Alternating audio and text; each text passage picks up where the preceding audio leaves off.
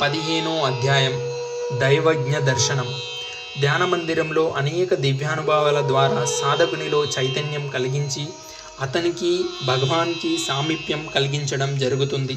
ఈ సామీప్యం వల్లనే సాధకుడు కల్కి అనుగ్రహం పొందగలగటం, అతడి కోరికలు నెరవేరటం, చెడు నుండి నిర్మలత్వం వైపు పయనించి పరివర్తన పొందగలగడం, జీవన్ముక్తి పొందడం ఇవన్నీ సంభవిస్తాయి.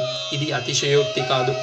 అతిశయోక్తి అనుకున్నా వాడు అడుగు ముందుకెయ్యలేక ఎక్కడున్నవాడు అక్కడే అయోమయంలోనో అంధకారంలోనో ఉండిపోతాడు. నమ్మకంతో ముందడుగు వేసిన వాడు అమృత పుష్పాలు పరిచిన రాజమార్గం వైపు దూసుకెళ్ళిపోతాడు. యేసుక్రీస్తు అవసాన దశలో ఏ స్థితి అనుభవించాడు? భగవాన్ ఒకసారి నాకు అలాంటి అనుభవం కలగజేయి అని ప్రార్థించాలి. శిలువ వేసి ఉన్న క్రీస్తు స్థితిలోకి వెళ్ళిపోతాము. కొందరు బాధతో విలవిల్లాడుతారు. కొందరు ఈ వికృత ప్రపంచాన్ని చూసి జాలిపడతారు.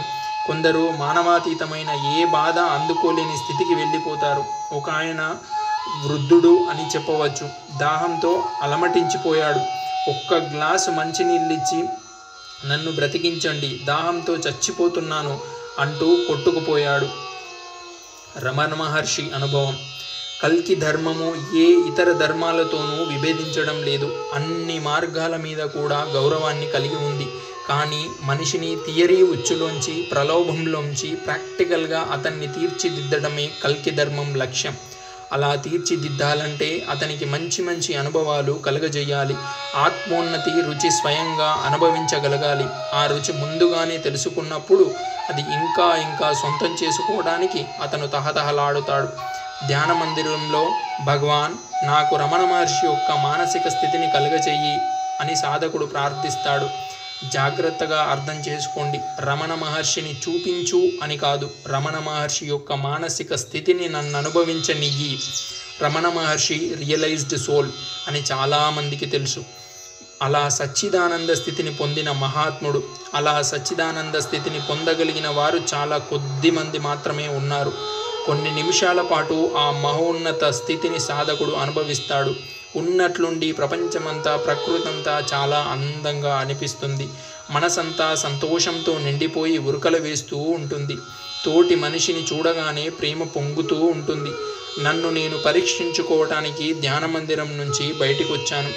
అంతవరకు డిమ్గా ఉండి ఆకస్మికంగా వోల్టేజ్ పెరిగితే లైట్లు కాంతివంతమైపోయి వాతావరణం అంతా పోయినట్లయి అక్కడి పరిసరాలు, చెట్లు, పూల మొక్కలు అన్నీ ప్రకాశవంతంగా గోచరించాయి. నిజానికది సంధ్యా సమయం. ఇంకాసేపట్లో ప్రొద్దు కృంకబోతుంది.